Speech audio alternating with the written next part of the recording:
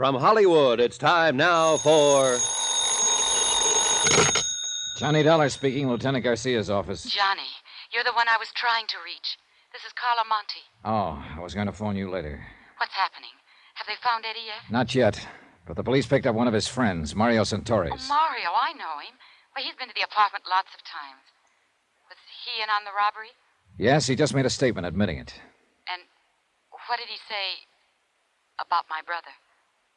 He says Eddie is the one who planned the whole thing. He must be lying. No, Garcia and I are pretty sure he's telling the truth. I'm sorry, Carla. I'm coming down to headquarters, Johnny. There's no use. There's nothing you can do here. At least I can be there when they bring him in or whatever happens. It won't help. You're better off at home. Now, No, Johnny. please. I raised him. Some of the fault must be mine. I can't desert him. I'm going to be there if he needs me. Okay, Carla.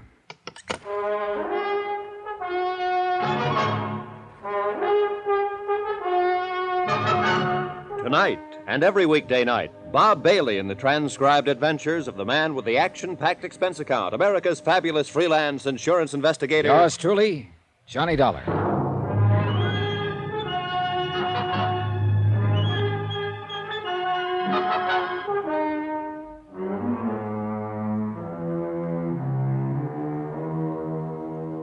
From Special Investigator Johnny Dollar, location Los Angeles, California, to the Home Office Moto Guarantee Insurance Company, Hartford, Connecticut. Assignment, the Silver Blue Matter. Expense account, final page. $100,000 worth of fur coats, silver blue mink, stolen in a warehouse robbery and still missing. A night watchman slugged during the robbery by one of the teenage gang, still lying in a coma, unable to speak. And Red Weller, a man who'd tried to speak, lay in the county morgue, stabbed to death in a dark alley. But now one of the gang had been arrested, a 17-year-old named Mario Santorres, and he'd finally talked. Sitting in Garcia's office, I read Mario's statement through for the second time. Well, what do you think, Johnny? I think the kid was telling the truth. Eddie Monte scraped up enough money to buy that second-hand panel truck and then talked the other kids into knocking over the warehouse. That ties in with what Eddie's sister said, that he'd kept the truck a secret, hadn't told her about it. And also the fact that Eddie seems to be a born leader type. They even mentioned it in one of his former records of arrest. Yeah, I think we can buy it that Eddie Monte is the leader of the gang. Yeah. All right, they picked their night. They cased the place from Red Weller's lunchroom across the street. And as soon as the prowl car passed, they made their move. They got the watchman, Albert Crisman, to open the door by showing him a fake telegram through the window. That's another thing that checks out Mario's story, Johnny. Mario claims he's the one who showed the telegram. That's right. Crisman kept saying, kid with a mark on his arm, and Mario's got a bad scar on his left wrist. That's what I mean. It checks out. Mario didn't know what Crisman had told us. All right, so they got inside, and then, according to Mario's version, it was Eddie Monte who slugged the watchman. Probably true. Then they jumped the other watchman in the dark and started hauling out the furs, loading them into the truck of Eddie's. They knew they had 45 minutes before the prowl car came back through. By that time, they'd finished and split up, Eddie driving the truck away alone and the others disappearing on foot. Yeah, I think that's about the size of it. And I think Mario's telling the truth when he says neither he nor any of the others know where Eddie planned to hide out the truck. And Red Weller, according to Mario, was murdered by another gang member. What was his name? Chuy Morel. Yeah. Well, if that's true, Eddie Monte is at least clean on the murder charge. If it's true. All you can tag him on is robbery and assault on that watchman. I'm kind of glad of it, Johnny. I feel sorry for that sister of his. So do I. She's a good kid. And she's carrying a real load of guilt.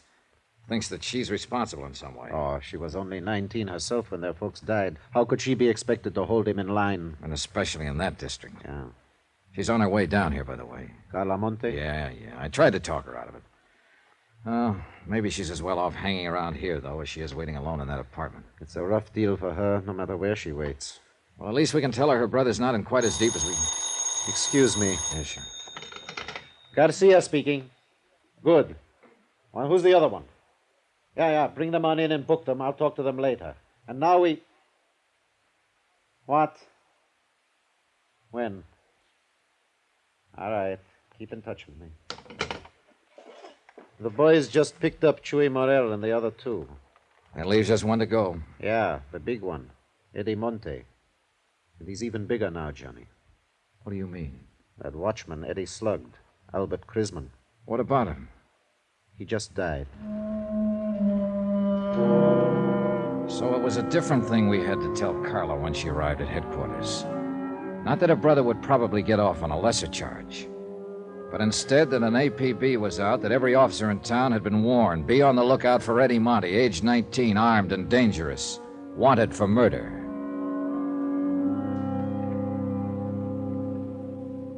Expense account item 15, $12.50, rent on a hired car.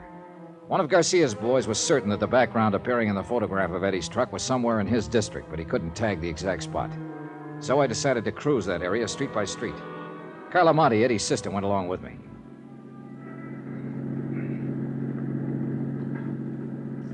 There's an alley off to the right, Johnny. It might be worth a look. Yeah, it runs back toward a lumber yard there. That could be a lumber yard in the background of that photograph. Well, we'll give it a try. This isn't it, Johnny. Sally makes a right-angled turn there before it even gets to the lumber yard. Well, we may as well check it on through. It seems to run clear on down to the railroad yards. Please let us find him. If it's the police, he'll fight. And he'll kill someone else. Be killed himself, maybe. It's out of your hands now, Carla. It's got to work itself out in its own way. And there's nothing much anybody can do to stop it or change it. I know, Johnny. I keep trying to fool myself. All the time I know. Well, all you can do is hope. Look! That fence ahead of us there. Next to the railroad yards. Yeah, that could be the fence in these pictures. Looks the same. And that storage shed there at the right, that's in one of the shots. Yeah. And that pile of oil drums. This is it, Carla. This is where those films were taken. The truck was parked right at the corner of that shed. Well, it looks as though that off chance paid off. I'm scared, Johnny. Now that it's so close, I'm scared. Don't be. By off chance, I meant just finding the place. He may not have come back here since the day those pictures were taken. You don't believe that, and you know it. Look, Carla, that house back at the corner has a phone. There's a wire running in from the pole. Go back there and use it to call Lieutenant Garcia. Give him the location and tell him to hit the radio and have this whole area blocked off. Got it? Yes. Tell him to cover the railroad yard, too. Sew up this whole section tight. And tell him to make it fast. Johnny. Yeah. Eddie may be watching us from around here somewhere right this minute. I waited until she'd gone. Then I got out of the car and walked toward the shed and the sagging wooden fence that bordered the railroad yards. It was nearly dark now. The high floodlights had been turned on above the crisscross network of gleaming steel tracks. Shadows play tricks at such a time of evening, and I got sudden movements now and then from the corner of my eyes, but, well, yet nothing really moved. And the only sound was the sound of my own footsteps. I stopped several times and stood watching and listening, but nothing moved. There was only silence. I reached the door of the long wooden shed and found it padlocked.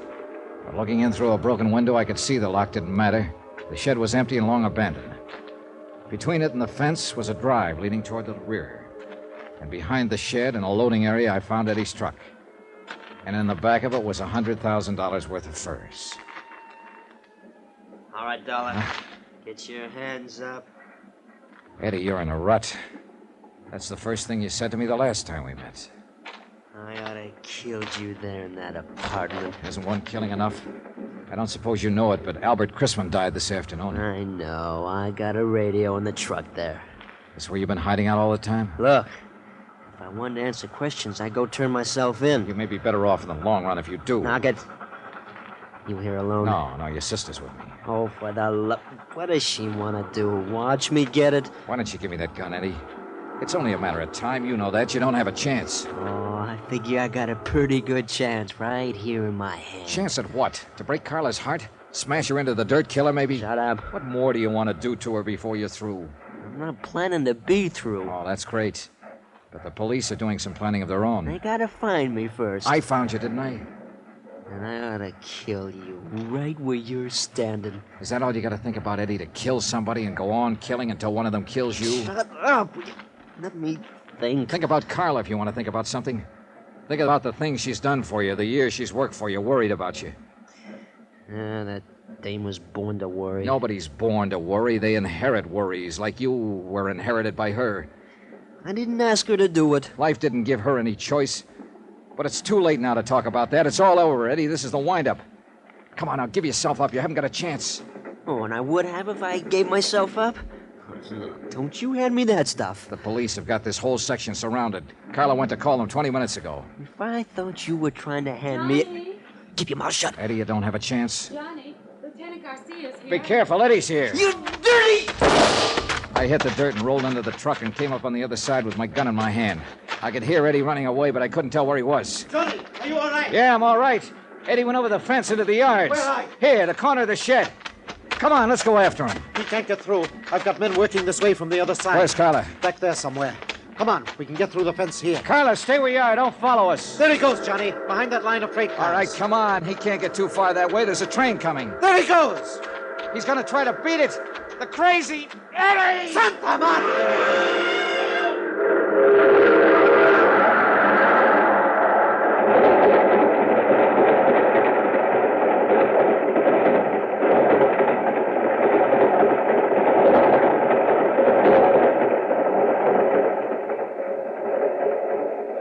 I don't know, Johnny.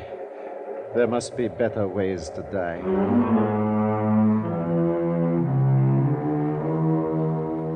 Expense account item 16, $300.60. Hotel and miscellaneous in Los Angeles and transportation back to Hartford. Expense account total, $541.25. End of account, end of report. Remarks? Well, I guess Carla made the remarks for me. I don't know, Johnny. Those 80 fur coats, they'll go back into stock now. And they'll be sold to women who'll wear them to parties and dances and nightclubs. And they'll be happy in them. And they'll never know about Eddie, or about me, or what happened here tonight. Yours truly, Johnny Dollar.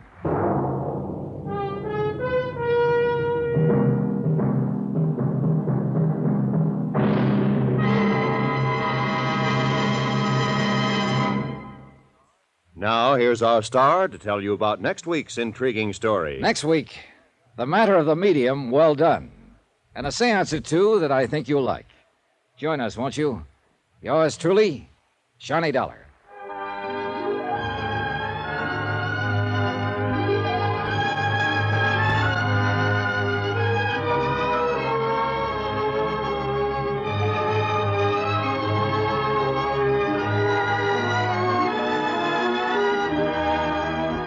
Yours truly, Johnny Dollar, starring Bob Bailey, is transcribed in Hollywood. Written by Les Crutchfield, it is produced and directed by Jack Johnstone. Heard in this week's cast were Lucille Meredith, Edgar Barrier, Victor Perrin, Jack Crucian, Tommy Cook, and Richard Crenna. Musical supervision by Amerigo Marino. Be sure to join us on Monday night, same time and station, for another exciting story of yours truly, Johnny Dollar. Roy Rowan speaking.